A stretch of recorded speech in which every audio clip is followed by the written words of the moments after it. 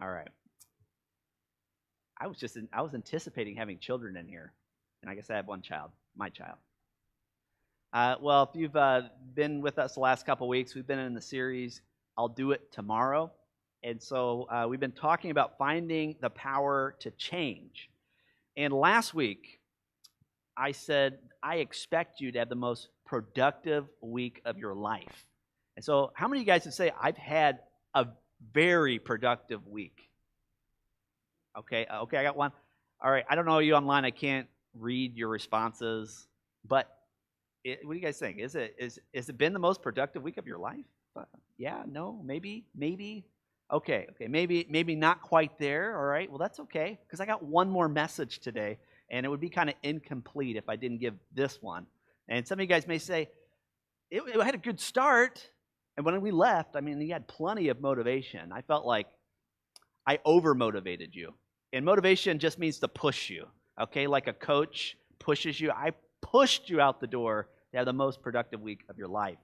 And so if it didn't happen, it wasn't because of motivation, I don't think.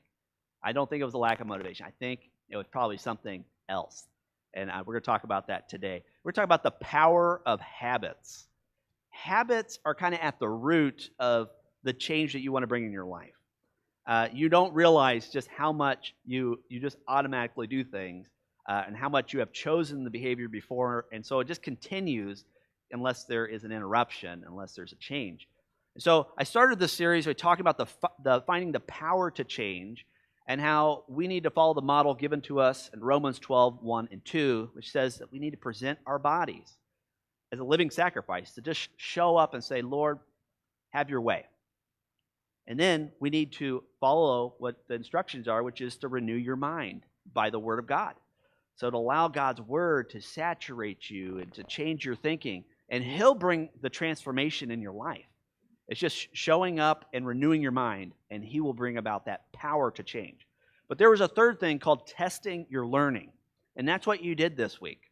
Because I said, I expect you to have the most productive week of your life. And since that didn't happen, that's an opportunity for you to learn. You could say, well, why didn't I? What did I fail to learn? Because I feel like you had it all. I feel like I gave it all, and you had every reason to have the most productive week of your life. I had every reason. But yet, I think oftentimes we fall short, and we're like, okay, well, it didn't happen. But it's not a failure. It's a learning experience. You're saying, okay, God is going to make me fruitful. God's the one who's going to make me productive.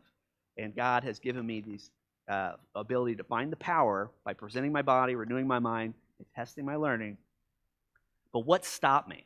So last week we talked about procrastination, how that stops this process of change. Talked about like King Saul, we can kind of hide in the little things and kind of procrastinate the big things that we need to be doing.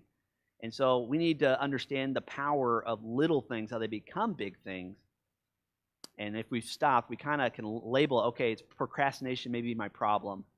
But if you were not motivated, if you didn't make all those changes, you weren't productive, you can just say, motivation was not my problem. It was probably this root of habits. And so today is your day. This will be a message I think will resonate with you, and I think it'll be very, very helpful. Certainly it's been helpful to me. The last 2 years, I have been kind of going over this book, Atomic Habits by James Clear. This is the best book I've read on habits. And so some of the content that I'll be using today comes just from this book. So if you like it, I saw on Amazon, it was on sale for $11.98. If you don't have an Amazon account, you want it, just let me know. I'll buy it for you. It's just, I'll charge a 2-cent fee, so it's easy. It's $12, okay? But it's $11.98 on Amazon, free shipping, and get it to you soon. But it's really good, fast read, and got a lot of more information than I'll care to give you. But he talks about automatic habits, and he has this line where he says, much of what you normally do isn't a result of conscious choices, but a result of daily habits. I'll read that again. Much of what you normally do, so think about what you normally do, it isn't a result of conscious choices, but a result of daily habits. Just what you're in the habit of doing. Like I pick the same snack at night. I don't even like think about it. Just kind of I reach for the bag of chips, a little salsa, and now I'm good. Okay, not every night, or else I'd have problems. But maybe I'll choose a variety. But I kind of have that built into me that that's what I'll do. And so we see this in our life, but also they've done some research on it, which if you care to see it, it's a Duke study where they researched this issue of automatic habits. And what they found is about 40% of what we do is automatic. You get up, you brush your teeth, you go to the restroom, you get dressed, all that stuff's automatic. Coffee, all that stuff. It's automatic. Just you don't even have to think about it. It's not like you choose and you're faced with the decision, do I go brush my teeth today? No, it just happens. And the Bible calls this the way. It talks about your way of living. It doesn't really talk about habits, but they are habits. It's a way of living. It's a custom that you're doing. And in Proverbs 14:12, the writer says, there is a way. Everybody say way. Everybody online say way. There is a way that seems right to a man or woman, but its end is the way of death. Meaning we can fool ourselves because of these habits that we develop, this way of life, and it leads to death. Now, how many guys want death as a result of your life? No. I want life. I want production. I want God to bring something in my life that's of eternal value and something that brings Him glory. Amen? Now, there are people who have described this way that seems right. There's a lot of literature out there, a lot of things we could cover, a lot of self-help and all that stuff. But they all kind of have this thing, okay? And I'm going to cover the thing because it is helpful as a visual aid. But there's a way, and you could use this for however you want. There's a way that seems right. We have to remember we want life, not death. So when I give you this, I just want to use this as a visual aid to help you to see your own habits. And this is the way that it goes. There's 4 stages. So I think it's there we go. So I don't know if you can read this, but it's called the habit loop. And so these things kind of repeat, and they become automatic if you do them enough. The first one, and I'll use an example of McDonald's here because I like McDonald's. But let's say the first one stage is queue. So when I'm by a McDonald's, I don't actually see a McDonald's. I don't see them sign, although that is a queue. What I see is actually nothing. It's a smell. I smell French fries. I'm queued. I'm queued for something. And the next thing is a craving. I feel hungry all of a sudden. French fries. I think I'll go to the next stage, which is response. I think I'll go through the drive-thru and get something. I'll order. And you find me in the drive-thru. And you get to the reward, which is, oh, these fries are delicious. They're so good. Or you get to the punishment, which is, my wife is going to find out about this. And so she knows when I spend stuff at McDonald's. It's really freaky. She'll text me, were you at McDonald's? I'm like she just happens to check the bank account at that exact moment. You guys don't have an awesome wife like that, but I do. Keeps me on the right track. But we see this with a lot of our automatic habits. You're like, why am I doing this? And you're like, well, it started with the smell, French fries, and it ended with a delicious reward of satisfying French fries. Well, this is kind of how habits work. Now, an easier one is it's in 3, which if you want to put that up, and this is easier maybe to visualize, and it's these first 2, the cue and crave, is a trigger. Now, if you have any experience with a trigger, like let's say, what things have triggers? I think guns. That's what I was thinking. But anything else have a trigger? Okay, but guns have a trigger. Okay, so when you're getting ready to shoot something, you don't actually just shoot it, right? You take a sight and you put your trigger finger on the trigger, and you are cued, and you want to. It's a crave. It's like these are together, and this is the trigger of saying this is what's going to go into action. And so once you pull that trigger, what happens? A bullet just right where you want it to go. That action follows that trigger, and then it ends into this reward of a kill or a miss if you didn't get something. How many of you guys killed something last year? You did. All right, good. Good for you. Well, that means your habits successfully ended in a reward that was satisfying. A lot of times it's a miss, and it's kind of those bad habits that we end up kind of having. But we can see this. Now, last week I ended with a harsh truth. I actually had 3 harsh truths of when you procrastinate, you become what you fear. You lose your battles. and somebody else will take your place. Really harsh truths when you habitually procrastinate the little things. It becomes big things. But I want to take that first one. You become what you fear. And that's what happens when you have these automatic habits that are bad, that are not good for you. It ends up creating the very life that you don't want, which is, you could kind of fill in the blanks for that. So one question as we get started is, what is one habit? What is one habit that you need to stop in order to not become that person that you fear? Or another way to say it would be, what's one small habit that you could start to become the person you want to be? Because you kind of have both those motivating things in your life, who you fear to be and who you want to be. So what is the habit that would get you there? So I'm just priming you to start to think about that, and maybe the Holy Spirit will bring something to mind. First, let's start by talking about who you want to become, and I guess how to start a habit. Where do you even go from here? This is going to be uber practical, and I'm also going to use an example, both a godly example for good habits and an ungodly example for bad habits. But let's start with a biblical model for good habits. Who is somebody other than Jesus that had good habits? Who would say godly habits? Well, I want you to open your Bibles up to Daniel chapter 6. We're going to talk about Daniel and some of his godly habits. Now, Daniel, you guys know Daniel and the lion's den? It's kind of what we think of.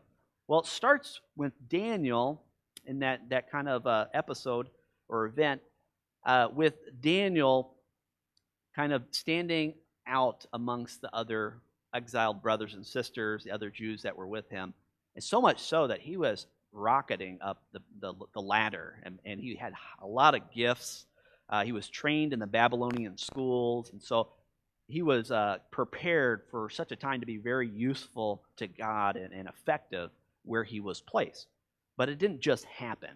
We'll kind of see this as we read in Daniel chapter 6. I'm going to start with verse 3.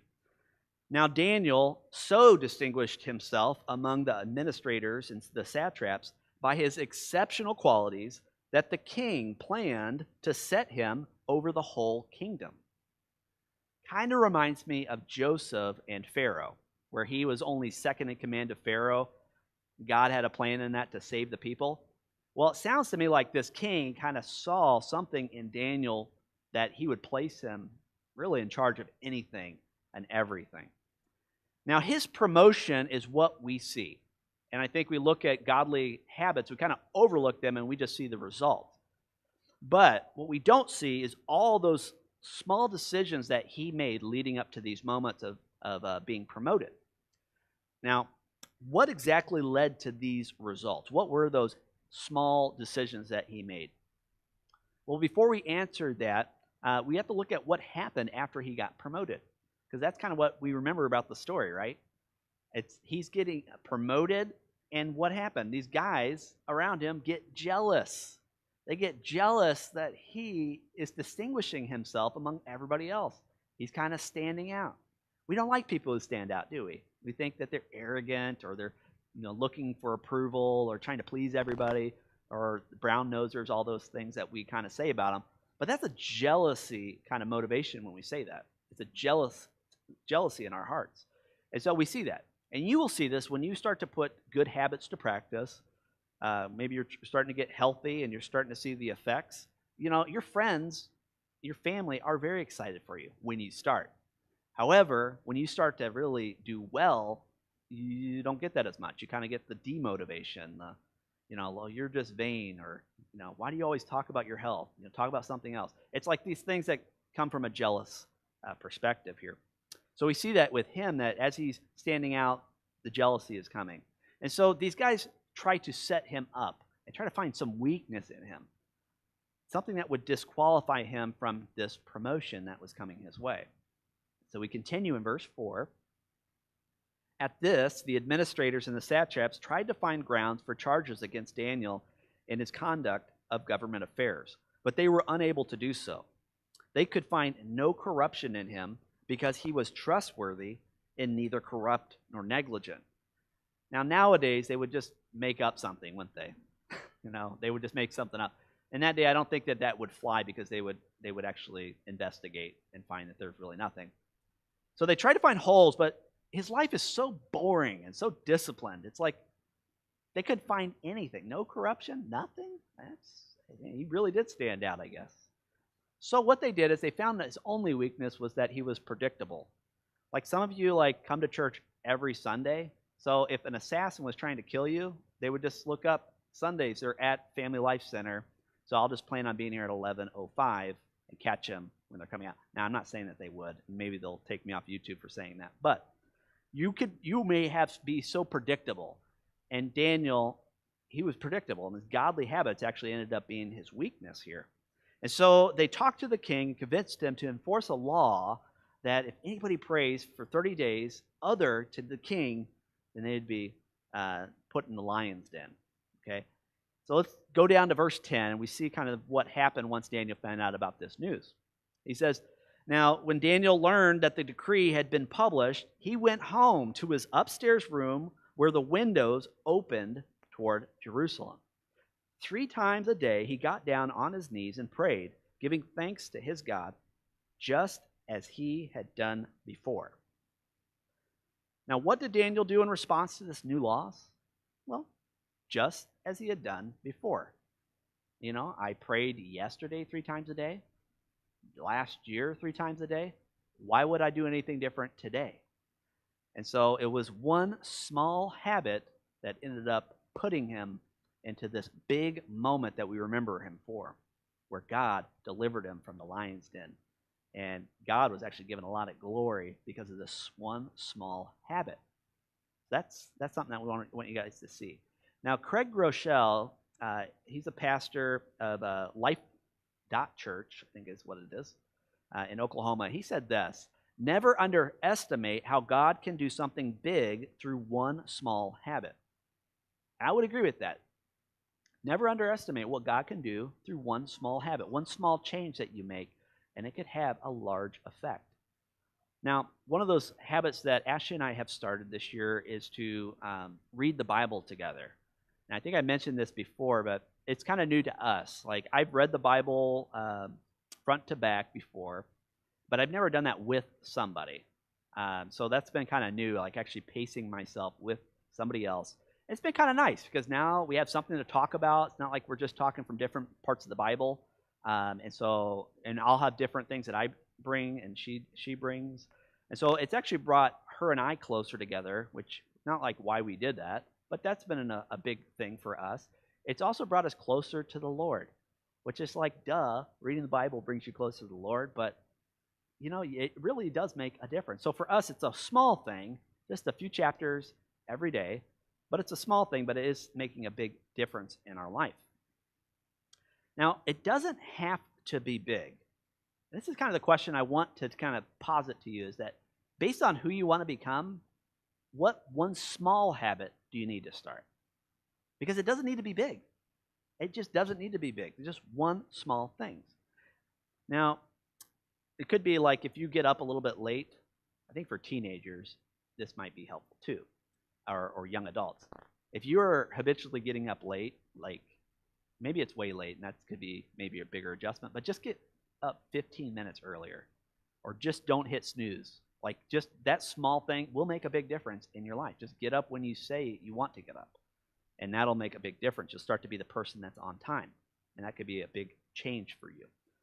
Now, if you want to be somebody who cares, you just want to be that kind of person that really cares for their friends and family, well, start by just making a simple decision to send out a text message once a day to just one person, just to encourage them, or to make a note and send that out, or at your work, just to drop it off to one person. It's not a big thing, but 365 days or 366 days, that's a lot of encouragement that you're sending out. So don't think of the big things. I always think of the big things. I want to buy everybody a donut, and then everybody will like me better. Kind of like, it doesn't exactly work that way. But if I gave one person a donut every day, I don't know, maybe that would make a bigger difference.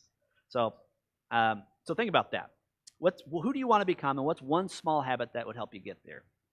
I think if you want to be a person that's organized, research says if you make your bed first thing, that'll say to you throughout your day, I'm starting my day by being organized. and it helps. So take that for what you want. If you have children, you want to be a God example to your children. I've done this for since when Cole's in school, but just once a week, I do a Bible devotion with them. We go for Bible study. I buy them ice cream and we do a Bible study. Started off with a small thing, but now it's just part of what we do, and he looks forward to that. So if you want to be a godly example to your children, start small with something. If you want to be a person that's focused, start with priorities. I want to get 3 things done today. Don't think of the 10 things, just do 1 thing or 3 things. Want to be a healthier person? Eliminate soft drinks, drink water. That'll say, I want to be a healthier person far more than making massive changes, spending massive money on this big program when you could just be small things. And you may be saying like, yeah, Pastor, this is like totally easy. I know how to start. Just how do I make these changes stick? How do I have the fortitude to really make it happen? Now, I'm not like the expert on everything. So I'm like kind of up and I'm down too. But I have found these helpful from this book, Atomic Habits. He clearly says this, and I wanted to present this to you because he talks about how to make your habits stick, and I have found these to be very true.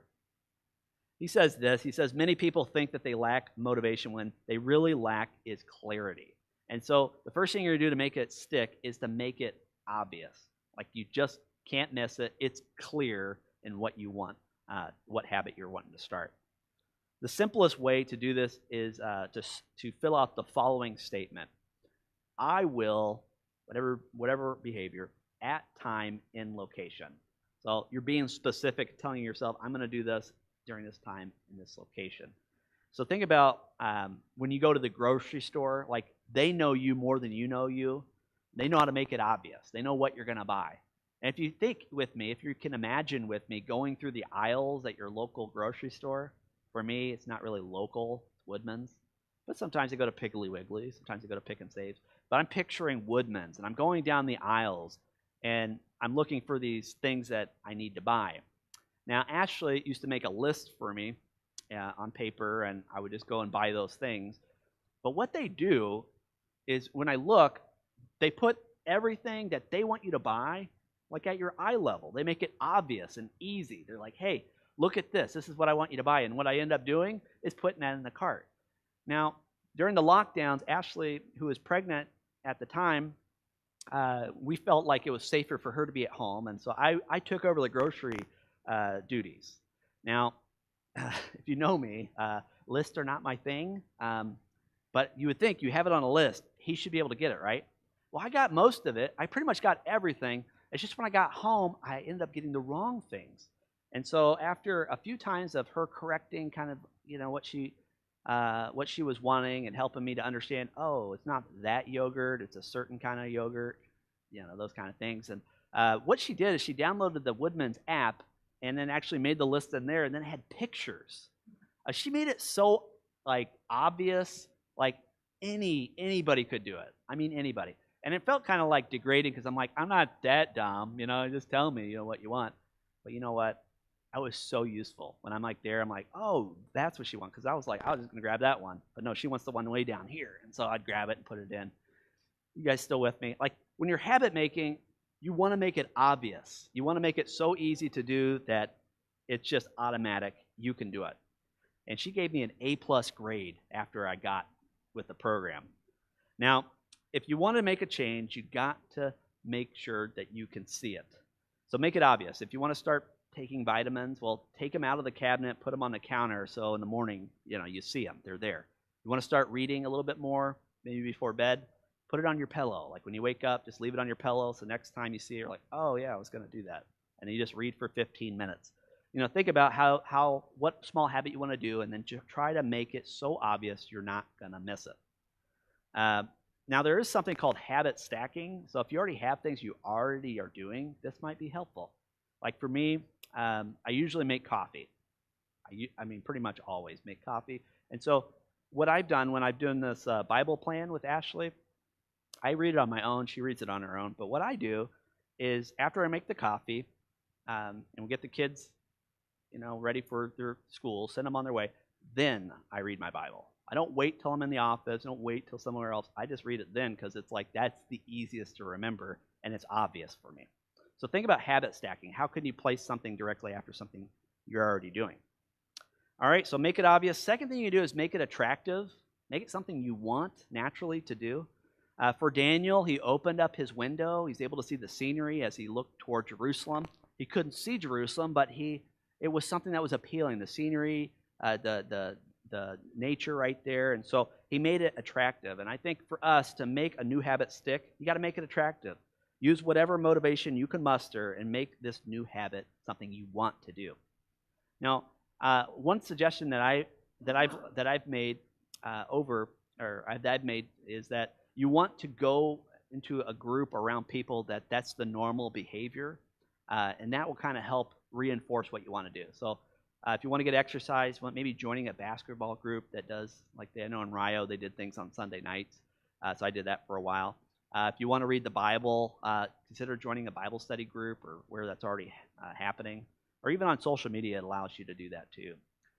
But figure out a way to get around people that are already doing what you want to do, and it becomes like attractive. You're a part of a group that's doing the same things, and it's the normal behavior. For Daniel, he was in a group of people that did certain disciplines. Now, the Jewish people who kept their faith, they had certain practices, and so for him, he was a part of that group. And for you, if you're part of our church, you're part of our church, and there's certain things that we do as a group that's normal here. So try to make it attractive, and you'll have higher success. The third thing is to make it easy. If you want to make it stick, make it easy. That's where we get tripped up. There's too much friction, and you make it too hard. My dad had an acronym called KISS. I thought it was kind of, it said it's keep it simple, stupid. That's the way it is. I don't like the stupid word. I don't know. For me, it's like, why do you have to say that? Keep it simple, stupid. Then it's like I have to accept that I'm stupid. So anyways, I changed it up a little bit. Maybe you'll take this. You can say that, but KISS. Keep it simple, stupid. Or keep it simple, son. That's what I would say if it was my son. Or that's kind of like a cool way to talk. Keep it simple, son. Or if you're of the female gender, keep it simple, sister. You could just kind of KISS.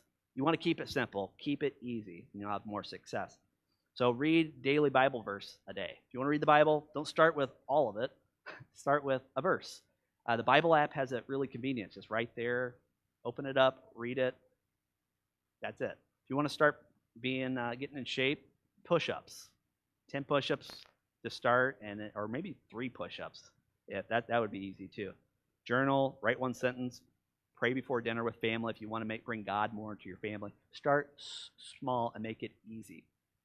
Many people think they lack motivation when really they just lack a way to get it done. They lack a system. And so if you could just put it in a way to make it super easy, you're already doing that, you'll have a lot of success. So the next thing is, and the final thing, if you want to make it stick, is to make it satisfying. I talked about the rewards, but that's a huge, huge thing to keep yourself coming back to do it again. So use reinforcements, use rewards. Give yourself something immediately after you complete that. So figure out a way to try to do that. Now, one that's pretty easy, you don't have to do anything else, is just to track what you're doing. So I have like an Evernote app, so that just allows me to take notes. And so when I do something, I'll just mark it in there that I did it. Or like the Bible app has like a streak. So I think I'm up to like day 99 of a streak of reading my Bible in the Bible app. That's not for me to tell anybody, but it's for me. It's like when I open it up, it's like reinforces, oh man, I'm on day 99. This is great. Now, there's things that you can do just to track it. That'll help you to reinforce this is a habit I want to continue to doing. So try to keep a habit streak when at all possible. So try not to break the chain. That's the procrastination when you stop the process. But when you're trying to, especially when you're trying to start a new habit and maintain it, when you break the chain of continuing days that you're doing it, it'll make it unlikely that you'll keep that habit. Make it obvious, make it attractive, make it easy, make it satisfying. That's how you start a new habit, and that's how you make it stick. Never underestimate starting small. I like Zechariah 4:10 to go with this idea. It says, "Do not despise these small beginnings, for the Lord rejoices to see the work begin." So there needs to be proper rejoicing beginning and while you're maintaining. So that's how you start a habit. So if that's you, you can just rewind this and watch this again or take some notes on those 4 things I mentioned. Now, how do I break a bad habit? Does anybody have bad habits they'd like to break? Okay. I don't think this is just for people that you would think. I think everybody has something that it's making it more likely to become the person they fear. Now, rarely do we end up at the wrong place because of one bad choice. It's usually a series of bad choices, and we'll see that with our next character, Samson. Now, often we could trace where we ended up by a series of actions that we took or a series of steps that led to that. And we have super clear vision. And when we look in the rearview mirror, we're like, oh, that's how it all kind of went down. Oh, I didn't see that at the time, but now I see it so clearly. And so we can see those bad steps that kind of led, or those choices that led to this result. Now, I want, if you have a result in mind of a bad thing, something you don't want to become, what's helpful is to summarize it in one sentence, to not like try to be too descriptive about it, but just in one sentence, because it sounds so cold, sounds so blunt, and it'll be so helpful to you. Think of this. I'll mention a few, and hopefully I won't trigger anybody. But here's one summary. Somebody who dies of a heart attack. Okay, I've had some in my family that have done this, but how would you summarize that in one sentence? He died of a heart attack because of an unhealthy lifestyle. Kind of summarize it. There's probably a lot more to it. Yeah, he probably had some genetics and all that stuff. But an unhealthy lifestyle is probably the biggest thing. Okay, an unhealthy lifestyle, that's a lot of small steps, right? Let's try another one. She cheated on him, and they divorced. Okay, well, that's one action. You're like, cheating, that's one action, right? No, there's some things that led up to that, right? And he probably had a contributing part. It wasn't just her. So you start to look at it, and but if you summarize it, it's much more clear. Last one I'll do is, he didn't follow through, so they let him go. Now, if you've lost a job or know somebody who's lost a job, it's probably more complex than that. But when they give you that, there's just one thing, you didn't follow through on this, and so we're going to let you go. It's not just that one thing. There's a lot of things that go into that.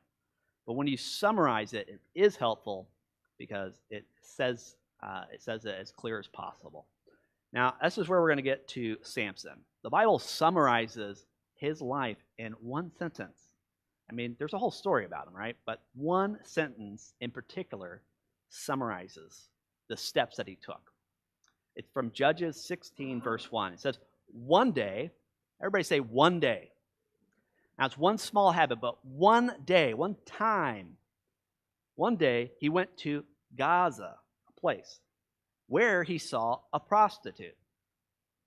This is the summary of his life. It's one day, he went to Gaza to see a prostitute. Now, the act of seeing a prostitute, that's one thing, but it says Gaza, and Gaza is a location which we can look up and say, well, where exactly was that from where he started?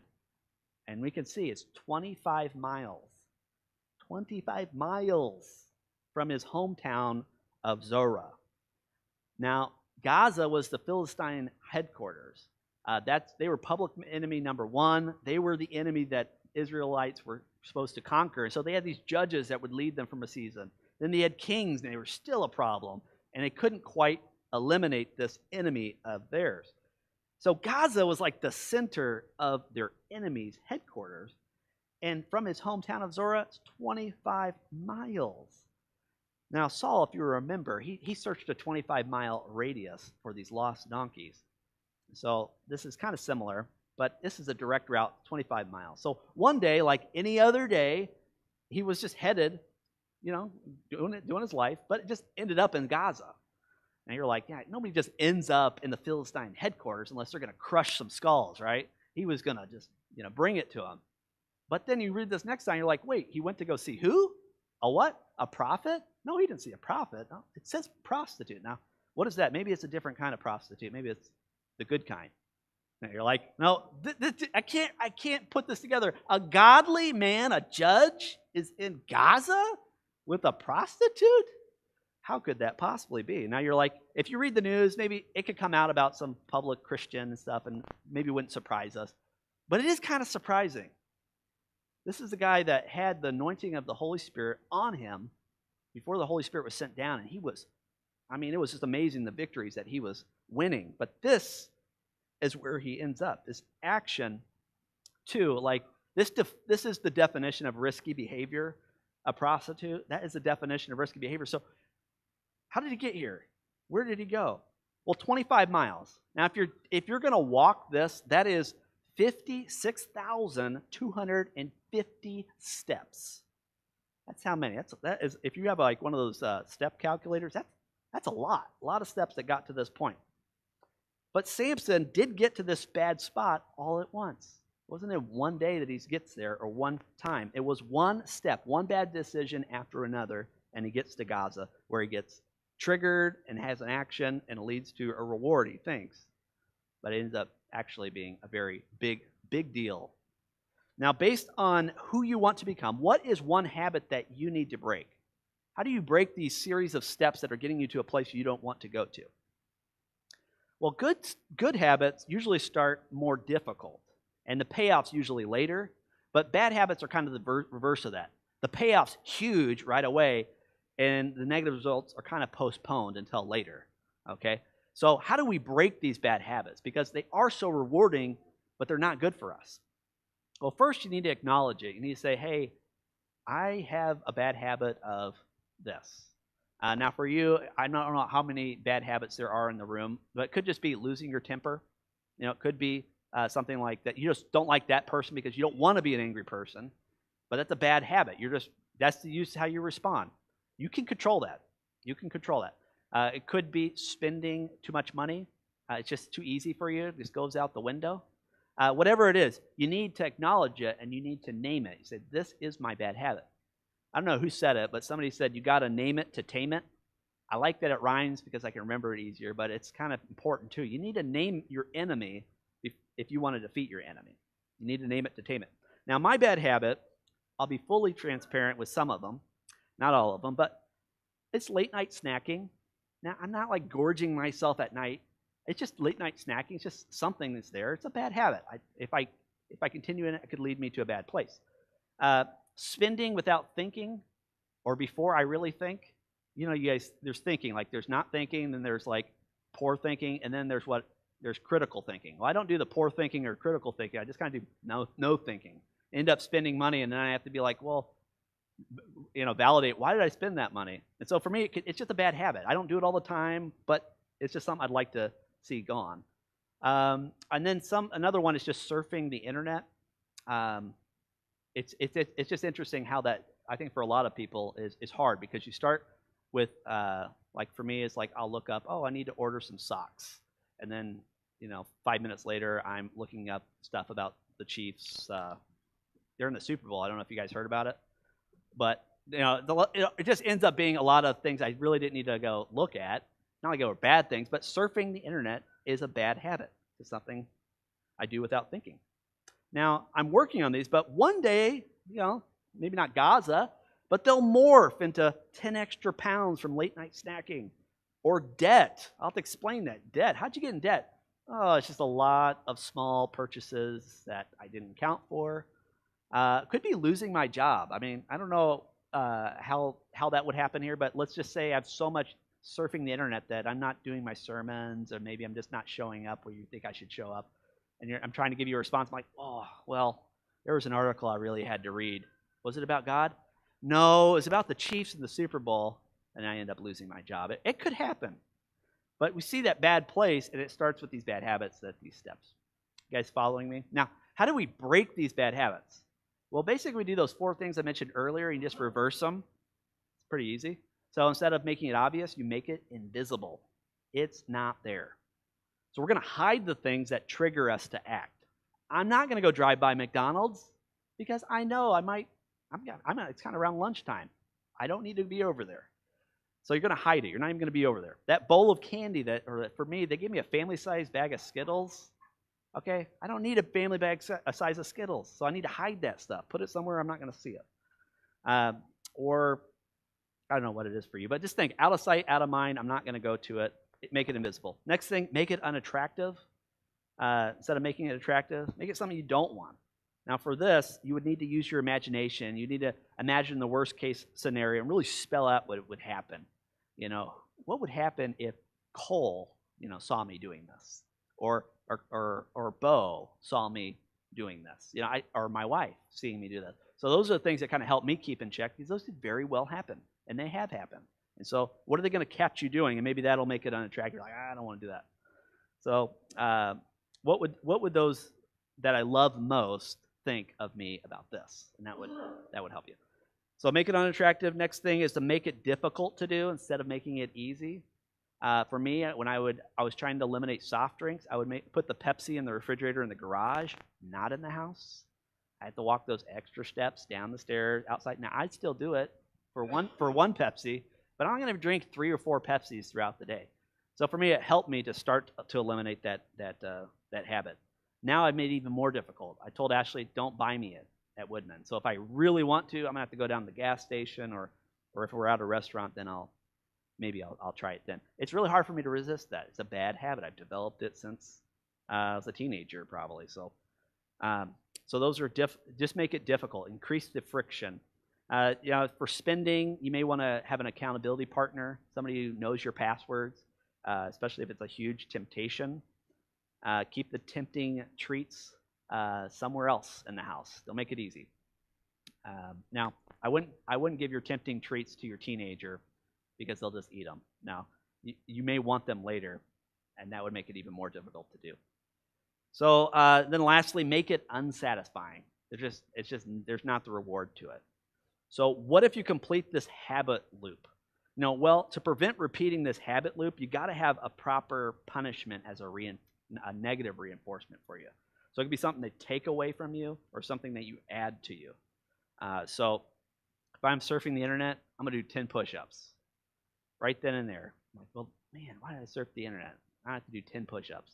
It's a little thing. I could do 10 push-ups. But if I'm doing that 10 times during the day, I'm going to be really sore. I'm going to be like, I can't wrestle with you today because I'm broken. I surf the internet too much. Don't be too harsh with yourself, but just be firm. Say, this is going to happen if I continue in this bad habit. You may want to get a spouse or accountability partner for this too, that if you can't do this for yourself, have somebody else do that for you. I wanted to give these to you as well. These are just bonus for you, but watch for the 5 major triggers. Now, these are place. So there's a thing that happens at a certain place. You don't, you don't like surf the internet. You don't overeat when you're at church, unless you have a potluck. But when you're here, it's not like this is the place that you're going to do that. So think of the places, because that'll help you too. Where is it more prevalent, and where is it not? If you want to love God more, maybe you'd want to be in a church. That would be good. Next one is time. When are you most tempted? Or when is the best time to start something? Think of your mood. When you're hungry, probably not a good time to start something that you want to do. Or maybe where you get into more trouble. Events. So this could be things that are big in your life, that just know that could be a trigger for falling back into bad habits. Or people. Some people, like, that's the normal behavior. You don't want to be around that. Like, especially if you've come from alcoholism, where you've really had that a part of your story, you probably don't want to be at bars. That's not a place you'd want to be at. You don't want to be out past 10 at night, because that's when you used to drink. You don't want to be around people that's the normal behavior, because that's not who you want to be. So think about those things, and that'll help. So you also want to interrupt this habit loop. So at some point here, either the cue is probably the easiest. So you're like, I don't want to see it, make it invisible. Or before you get to, I guess, the reward. At some point, you want to interrupt it and try to develop these good habits and break the bad ones. Now, habits you have today will shape who you become tomorrow. So do you like the direction that your life is taking? Are your habits taking you to the place you want to be? Or like Samson, maybe one day it's a headline you don't want to read about yourself. You know, went to Gaza to see a prostitute. That's not the line that I would want to hear about me. So what is that? What is the direction of your life? Now, maybe you are like Samson, and you are kind of further down the road, and it is something that for you, you're like, man, am I too far gone? You may have taken 56,000 steps, but I challenge you today to stop where you are and to turn around. That's repentance, to have a change of heart, saying, that's not who I want to be. I want to do something different. I want to break this habit, and I want to go into a different direction. So, today's application, I have 3 questions for you. First, who do you want to become? Is that clear? Do you have a clear picture of who you want to become? I want to become a godly man.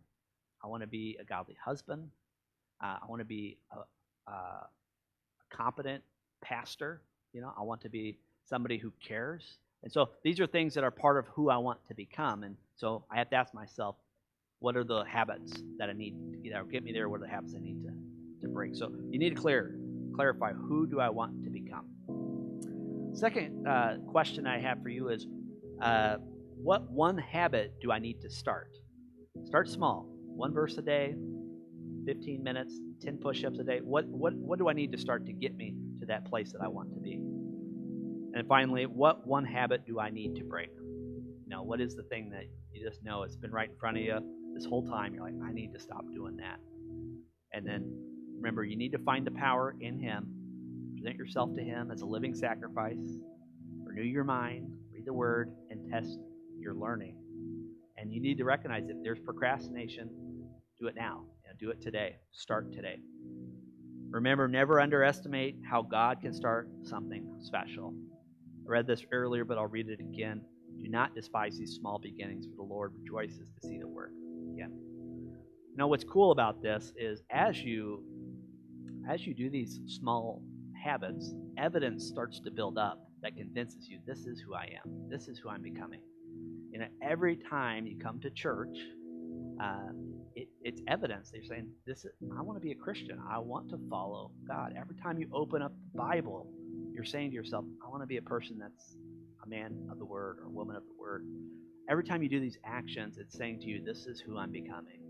And so it is important, as you're starting, to convince yourself, I want to be more and more like Christ and live the life that He's called me to live. So we're going to go ahead and close here with another song. And this is optional. You don't have to stay for it. But it's a song, I think, that it puts the image of a living sacrifice into a song. And I think it helps us to convey to the Lord our desire, which is to allow Him to refine us. Fire is a refining element. It helps to burn away the dross, things that the person I used to be, the person I've been. And it helps us to just get to that place of saying, this is who I want to be. And I think it's something that will help. So this will be from Maverick City Music, who we listened to earlier, and it's called Refiner.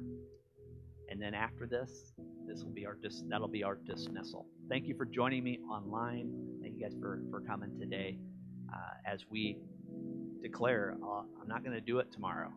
I'm going to do it today. With God's help, I'm going to find the power to change and stop procrastinating and start and stop the habits I need to.